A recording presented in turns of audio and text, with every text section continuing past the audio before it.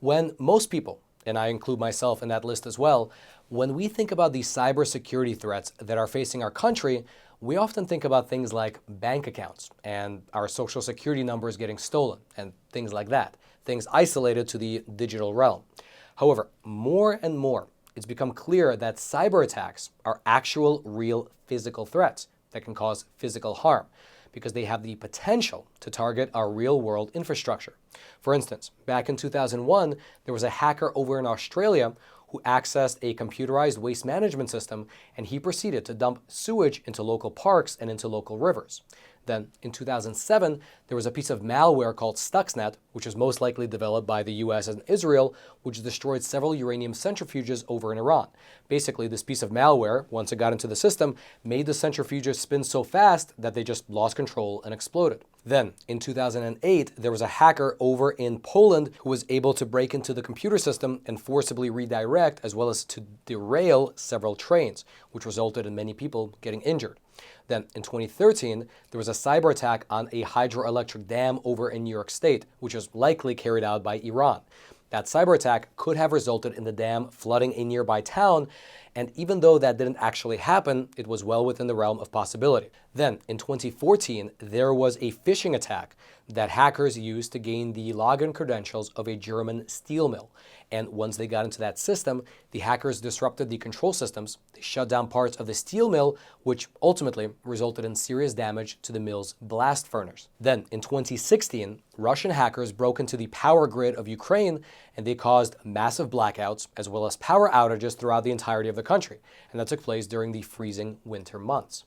Then, in 2021, there was a cyber attack against a water treatment facility over in the state of Florida. A hacker was able to somehow gain access to the system, and they contaminated the local drinking water by changing the amount of chemicals that were being added to it. Now, fortunately, nobody was poisoned in that incident, but that was only because there were sensors in place which detected the contamination before the water was actually made public to the rest of the community. And then, of course, you likely have heard about what happened last year with the Colonial Pipeline. That was when a cyber attack shut down one of the largest pipelines in all of America, and effectively, it cut off most of the oil and gas that was flowing to the eastern and southeastern part of the country. Now, as a response to that Colonial Pipeline attack, you might remember that right after the attack, Joe Biden actually spoke with Vladimir Putin while they were together over in Geneva. And during that meeting, Joe Biden handed Putin a list of 16 critical infrastructure entities that were off limits to Russian hackers. Now, it's kind of odd indeed that he would give that kind of a list to your enemy, but that's what actually happened.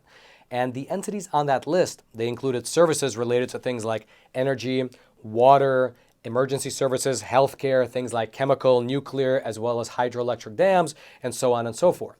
Then, 1 month after giving that list to Putin, Joe Biden gave an official address to the nation wherein he warned America of an impending Russian cybersecurity attack that was supposedly on the horizon, something which he actually said might trigger a shooting war. Take a listen. Increasingly are able to cause damage and disruption in the real world. I can't guarantee this, and you're as informed as I am, but I think it's more likely we're going to end up, if we end up in a war, a real shooting war with a major power, it's going to be as a consequence of a cyber breach of great consequence. And it's increasing exponentially, the capabilities. And the threats and rhetoric surrounding cyber warfare have only increased dramatically ever since the Ukraine-Russia war began back in February of last year. The Russian government has put out multiple statements saying that they are willing and able to launch cyber attacks against the US. And on the flip side, the White House has on multiple occasions throughout the last year put out statements warning the country of an imminent Russian cyber attack, which fortunately up until today has yet to come to fruition. All right, there was one thing that I forgot to mention during the in-studio filming of that episode, and that is even prior to the Ukraine-Russia war, Russian hackers were getting quite creative with their attacks. One example was how they used a piece of malware that they attached to tax software. Basically, in Ukraine, this was a popular piece of software that people used to file their taxes, and Russian hackers infected it with a piece of malware, and then it spread to more and more computers. And in the end, what basically happened was that 10% of all Ukrainian computers had all their data wiped out because of this malware. That included hospitals, ATM and bank machines, basically wiped out 10% of computer data in the country. And then once the war actually began, these attacks only escalated further. There was a press conference just a few days ago wherein the Ukrainians said that in the year 2022, there were over 2,000 cyber attacks that were attributable to the Russians on Ukrainian soil. And so obviously they're escalating that line of attack in Ukraine, and the fear is that they will escalate it further here in the US as well. However, that is generally the backstory for this document right here, which came from the White House and was published about 3 days ago. It is a policy document put out by the Biden administration laying out the cybersecurity threats to this country, how those threats have been addressed thus far, as well as what the administration plans to do in addressing those threats moving forward within the next coming year.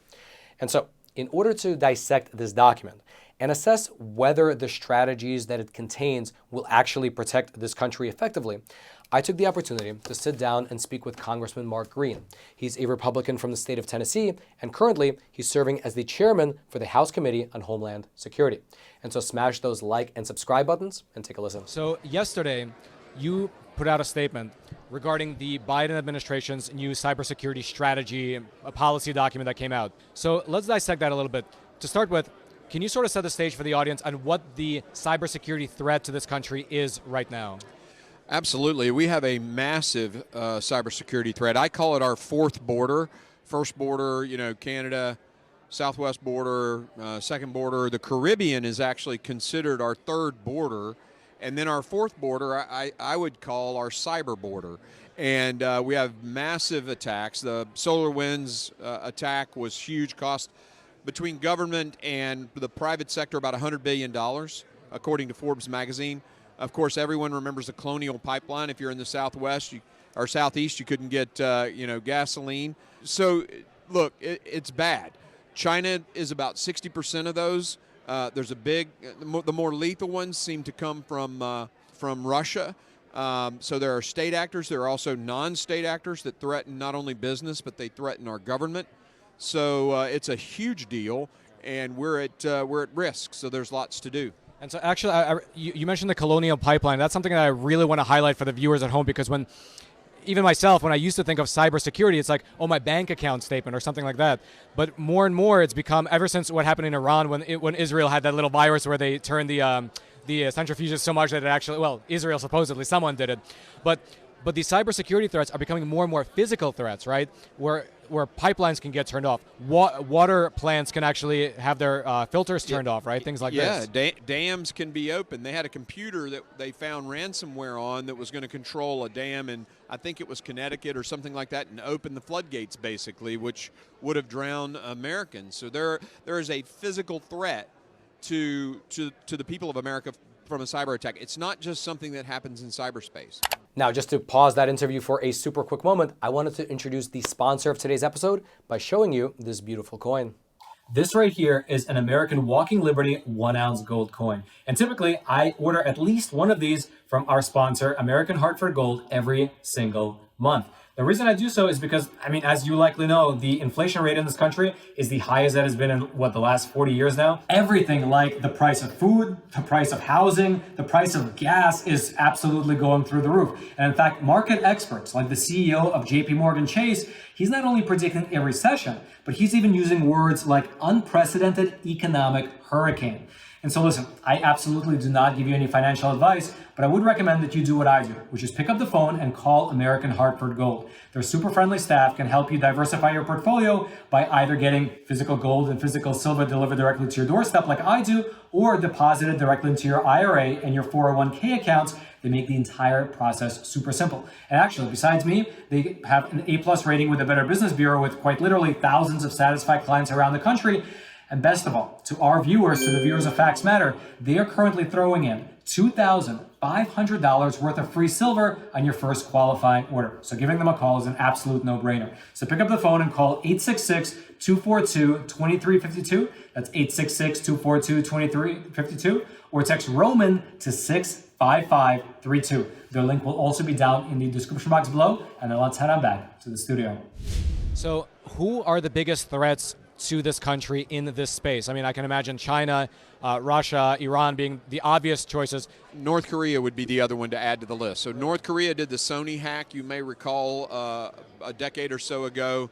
Really messed up a lot of people's lives. They released emails, things like that. And I think there was one suicide from that. I mean, it just, so North Korea, Iran, Russia, and China. The normal actors of the America haters. It's interesting you say North Korea because I still think of North Korea as like they have only like I think 12 websites available to the public, so I don't even think of them as having that kind of hacking capability. They have extensive cyber capability. Wow. Yeah. What about non-state actors? What about just hacking groups? Are you seeing more of those come into play? Yeah. So the question is, are they really non-state actors? Right. Some of the criminals are in Russia, and we know that they operate at the permission of the Kremlin. But so there's the question of really how non-state are those non-state actors. But yes, there are groups, there are just pure criminals who use cyber to steal money. And the ransomware stuff is just a for-profit criminal enterprise. So, yeah, I mean, that's who's out there. Inside of the Homeland Security Committee, have you guys seen any evidence regarding what's been happening with the FAA and other similar agencies around the world recently where they seem to have these outages more so over the last, let's say, year and a half than previously? The problems there are they're switching from a legacy system to a new updated digitalized system that's really modern. And the old system, a good portion, I'd say 40% of the aircraft still fly on the old system. And it was that old system that basically crashed. It was a hardware issue. It wasn't a hack. And we got a lot of briefings on that, and it turned out to not be cyber. But clearly, those systems are vulnerable to cyber. So we want to make that transition as quickly as possible. Yeah. I guess that's still a good visual representation of what that kind of attack could look like. So let's go back to the Biden administration's strategy. So maybe over the last 2 years, let's start with the positives. What positive steps do you believe they've taken to curb the cybersecurity threat? So I really like having the cyber, I think they're calling it the cyber director or cyber czar, because cyber, basically it impacts multiple departments across the government. And so, for example, the NIST standards are set out of commerce. There are financial requirements that are set for banks and stuff that are set in, the SEC and, places like that, Treasury. And then you got DOD, which handles our offensive cyber. So you have all these various departments. You have CISA, which is in Homeland Security. So the defense of the country, domestic defense, is handled by Homeland Security through CISA. So all these different departments, you really need one central person, much like the Office of the Director of National Intelligence, the ODNI. And I think we may codify this so that it becomes a permanent fixture, much like the ODNI, for cyber. I think that's a good thing that the administration is doing. I will also say that the head of CISA appears to be really solid. And at the end of her sentences to me, she always says beat Navy because she's a West Pointer like me. And so that immediately connects us. But I think she's doing a very good job. The worry I have is that they get over-regulatory, right? The private sector can handle a lot of this, and we need to let the private sector handle that as it relates to government or non-government entities. But if you touch the government interface, then we do need to have some minimal standards. But what we don't need to do is put arduous requirements on our industry. So what would a strategy against cybersecurity threats look like? Because I imagine it's just hackers trying out different vulnerabilities, seeing what they can do, seeing what they can get away with, and then once they know that what they can get away with, they keep it in their back pocket until, boom, they need it. Then they shut down the pipeline just when it's the least convenient to America. So what does that actually look like in practice to fight back in the cybersecurity realm? So obviously the government has got to cooperate more with the companies in America to help them identify the vulnerabilities, and we got to talk to them, because we have an offensive side that likes to have some vulnerabilities for themselves, right? So we have to be very careful about that and make sure that those vulnerabilities are appropriate. There needs to be maybe a better mechanism for controlling those vulnerabilities. And then, of course, we need to alert industry when we discover vulnerabilities that can put our own country at risk. Yeah, because I imagine it's a very tight loop, right, between the government and the agencies. Like SolarWinds is a great example. That's a private company. That's a private right? company, but it touched 3 departments of the federal government, and those 3 departments were compromised because of SolarWinds. So absolutely there need to be minimum standards for any company that interfaces with the .gov domain. You mentioned some of the positives that the Biden administration has taken. What are your criticisms of what they've done for the last 2 years, as well as their strategy document that they've recently published? I kind of come back to that overregulation. They obviously this president has passed more regulations. He did in his first year than any president in the history of the country. And in the cyberspace, he's doing the same thing. So we just need to kind of dial some of that back and make sure that it makes sense to businesses too, because they've got to function. They have a bottom line they have to meet. And if we burden them with additional costs and they can't do business, it doesn't make sense. Especially, I would imagine it would create a monopoly situation, as the big businesses, Microsoft, can, of course, cover that expense, but the new startups, they might not even be able to get into the game. Absolutely. And there are some issues, as for example, data breach notifications. Right now, we're letting the states handle that issue, and some of the states actually contradict one another. So if you were a small regional player and you're going across 6 to 8 states, or let's say, and those states have conflicting data breach notification laws, then you're screwed as a business, because the small companies can't leverage, and so the big companies win, and we're advantaging the larger corporations and consolidation, which is going on massively in the country in all sectors. Now, in closing, I wanted to mention that over the weekend, I got a phenomenal opportunity to sit down and have a 25-minute long exclusive interview with the 38th president of Brazil, Mr. Jair Bolsonaro. And during that interview, he not only gave me an update on what's taking place in Brazil politically at the moment, but he also shared with me his thoughts about the global political realignment that's taking place across the entire world, as well as tips for countries across the world, including the United States, Western Europe, Australia, countries in Asia, and of course South America, on how they can actually fight back against socialist and communist subversion. It's, in my opinion, a phenomenal interview, and if you want to check it out, I'll throw the link to it. It'll be right there at the top of the description box. For your reference, it'll be premiering over on Epic TV at 1 p.m. Eastern tomorrow. So if you click on that link, you can sort of save the date and check it out 1 p.m. Eastern tomorrow, exclusively on Epic TV. Again, the link will be right there at the top of the description box. I hope you check it out. And then until next time, I'm your host, Roman from the Epic Times. Stay informed. Most importantly, stay free.